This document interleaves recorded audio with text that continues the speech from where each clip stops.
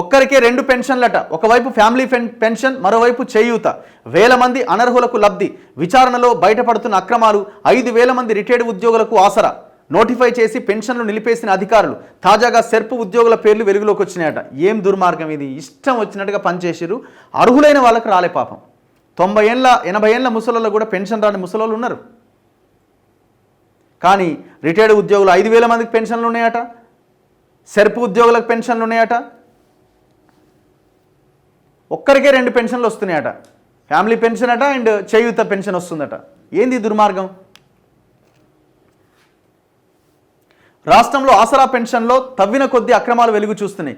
ఒకరు కాదు, ఇద్దరు కాదు, ఇప్పటి వరకు చేసిన విచారణలో వేలాది మంది అనర్హులు పెన్షన్లు పొందుతున్నట్టుగా వెల్లడైంది.